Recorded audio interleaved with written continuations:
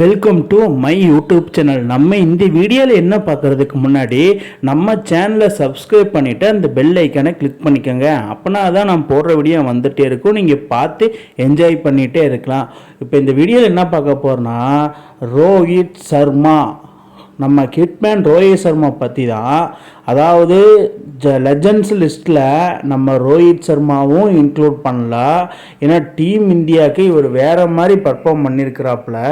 Ace a பிளேயராகவும் as a கேப்டனாகவும் இவர் பார்த்தீங்கன்னா ஐசிசி கேப்டன்சி பண்ணும்போது அவரோட கடந்து வந்த பாதையை தான் நம்ம இப்போ பார்க்க போகிறோம். அதாவது Rohit Sharma as a captain in ICC limited ஓவர்ஸில் 27 மேட்சுக்கு 24 வின்னு 3 லாஸ்ட்டு.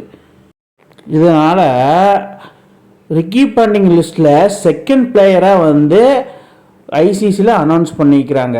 அதாவது பார்த்தீங்கன்னா Rohit Sharma as a captain in ICC tournament. அதாவது 2023 ஐசிசி கிரிக்கெட் வேர்ல்டு கப்பு இந்தியாவில் நடந்தது. அதில் பார்த்தீங்கன்னா ஒரு மேட்சுமே தோக்கலை, ஃபைனலில் போய் மட்டும்தான் தோற்றுருக்கிறாப்புல. அதாவது 1 2 3 4 5 6 7 8 9 10 11 மேட்ச்சில் 10 மேட்ச் வின் பண்ணியிருக்கிறாப்புல.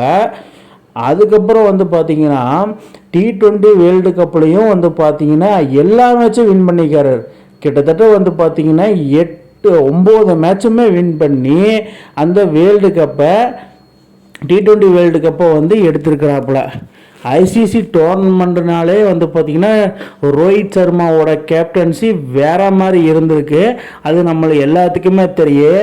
அந்த ஃபைனல் மட்டும் வின் பண்ணி இருந்தார்னா 2023 ODI வேர்ல்டு கப்பில் வேற மாதிரி இருந்திருக்கும். இப்போ சாம்பியன் டிராஃபிலையும் செமி போயிருக்காங்க. அதாவது ரோஹித் சர்மா கடந்து வந்த பாதைன்னு பார்த்தீங்கன்னா செமிஃபைனல் T20 வேர்ல்டு கப் 2022ல் இங்கிலாந்துக்கிட்ட உதப்பட்டாங்க.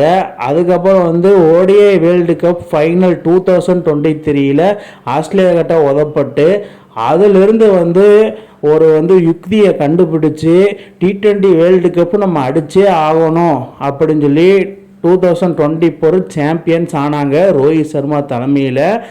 அதுக்கப்புறமே இப்போ பார்த்தீங்கன்னா into the semifinal champion trophy 2025ல் பார்த்தீங்கன்னா நம்ம ரோஹித் சர்மா செமிஃபைனல் கொண்டு போயிருக்காரு சாம்பியன் டிராஃபியும்.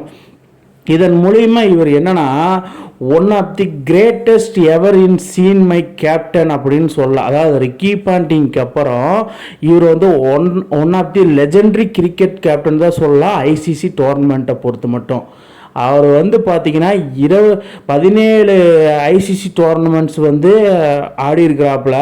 அதாவது T20 வேர்ல்டு கப் 2007ல் ஃபஸ்ட்டு ஐசிசி டோர்னமெண்ட் ஆடும்போதே வேர்ல்டு கப்பு வின் பண்ணியிருக்கிறாப்புல. அதுக்கப்புறம் T20 வேர்ல்டு கப் 2009ல் ஒன்று வின் பண்ணல, T20 வேர்ல்டு கப் 2010லையும் வின் பண்ணல, T20 வேர்ல்டு கப் 2012லையும் வின் பண்ணல, சாம்பியன் டிராஃபி 2013ல் வின் பண்ணியிருக்கிறாங்க Rohit Sharma. T20 world cup 2014லையும் வின் பண்ணல, கிரிக்கெட் வேர்ல்டு கப் ODIயில் 2015லையும் வின் பண்ணல, T20 வேர்ல்டு கப் 2016லையும் வின் பண்ணல, சாம்பியன் டிராஃபி 2017 ஃபைனல் போய் தோத்தாங்க. அதுக்கப்புறம் கிரிக்கெட் வேர்ல்டு கப்பு 2019 இவர் மட்டும் தனியாக 5 செஞ்சுரி அடித்தும் தோற்று போனோம். அதுக்கப்புறம் T20 வேர்ல்டு கப் 2021லையுமே வின் பண்ணல. வேர்ல்டு டெஸ்ட் சாம்பியன்ஷிப் ஃபைனல் கொண்டு போயிருக்கார் 2021ல், அதுலேயும் வின் பண்ணல. T20 வேர்ல்டு கப் 2022 அதுலேயும் வின் பண்ணல.